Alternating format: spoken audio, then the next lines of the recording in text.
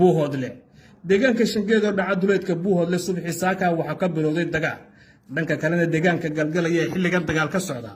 dagaaladan laba geesoodka ayaa u dhaxeeyay SSB iyo sidoo kale maleeshiyaadka SSC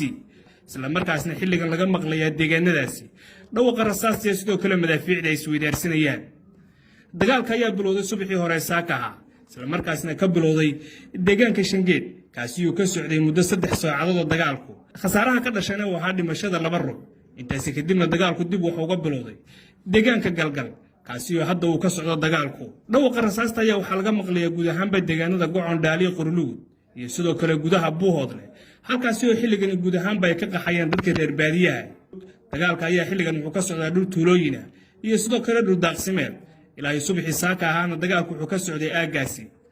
dhimashada iyo sidoo kale dhaawac ilaa hadda soo gaari tiradoodu waxay tahay 2 dhimasho iyo sidoo kale 1 dhaawac kuwaas iyo kala labada dhinac si kastay haataba xilligan waxa laga maqlayaa deegaanadaasi dhawaqa rasaasta sidoo kalena gurmada ayaa xilligan wuxuu ka soo kala gurmaya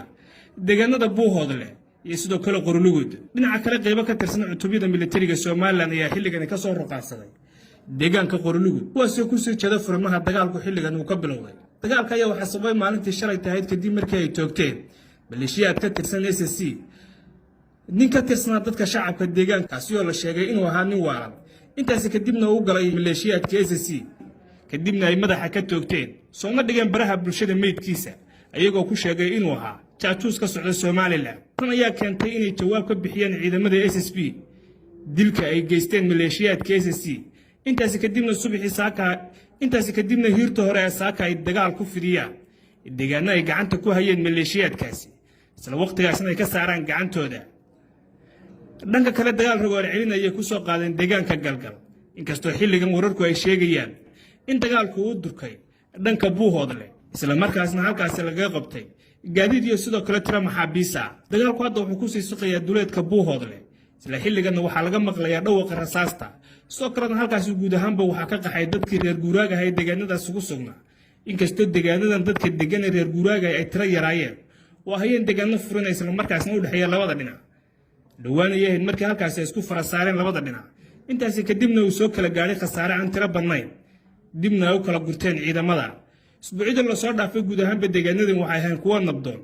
kadib intaanay dilkani geysan maleeshiyaadka hoostaga SSC Khaatumo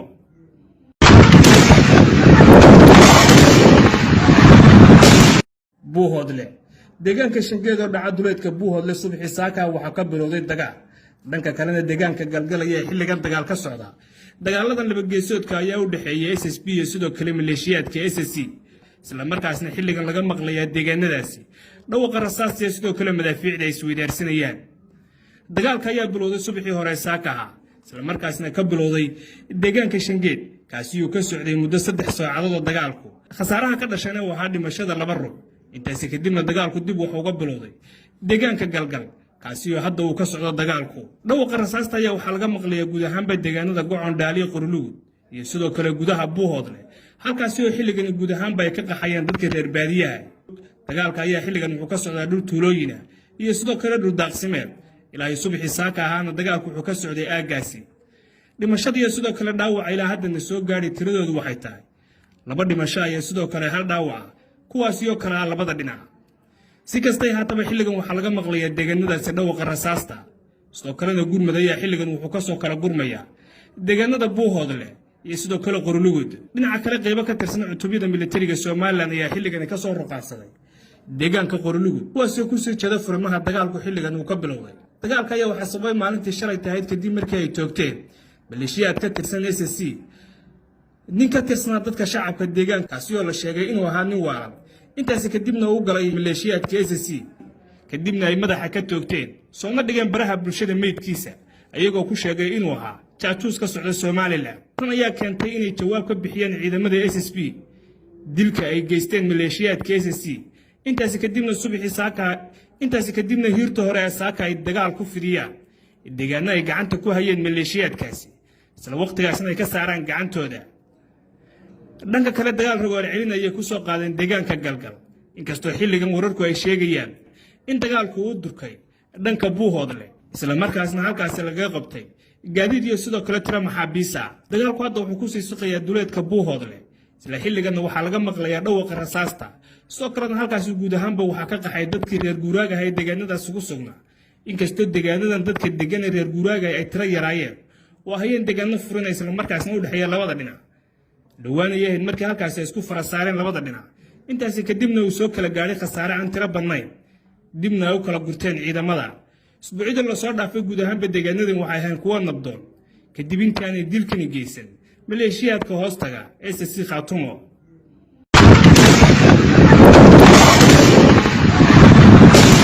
Buuhoodle deegaanka Shangeed oo dhaca duleedka Buuhoodle subaxii saaka waxaa ka bilowday dagaal dhanka kalena deegaanka galgalaya xilligan dagaal ka socda dagaaladan laba geesoodka ayaa u dhaxeeyay SSB iyo sidoo kale maleeshiyaadka SSC isla markaasna xilligan laga maqlayaa deegaanadaasi dhawaaqa rasaasta sidoo kale madaafiicda ay isweydaarsanayaan dagaalka ayaa bilowday subaxii hore saaka isla markaasna ka bilowday deegaanka Shangeed kaasi uu ka socday muddo 3 saacadood oo dagaalku khasaaraha ka dhashayna waxaa dhimashada 2 ruux intaasi kadibna dagaalku dib wuxuu uga bilowday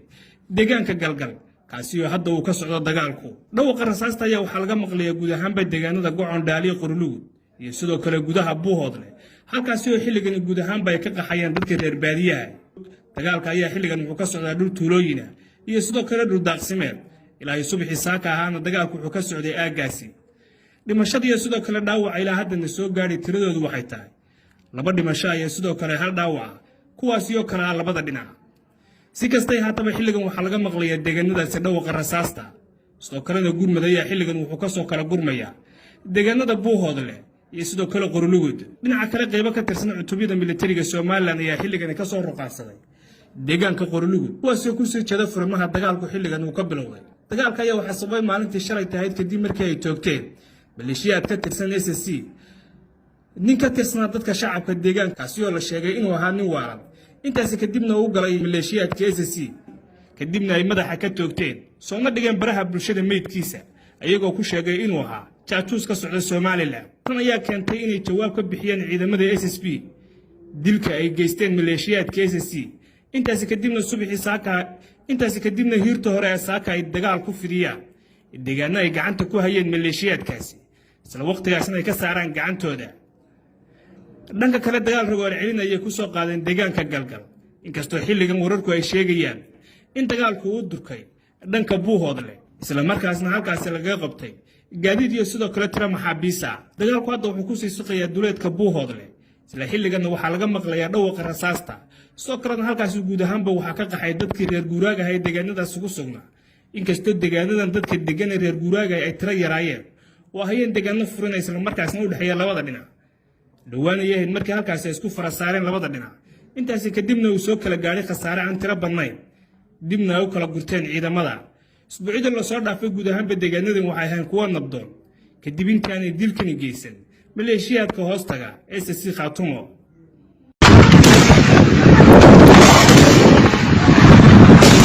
Buuhoodle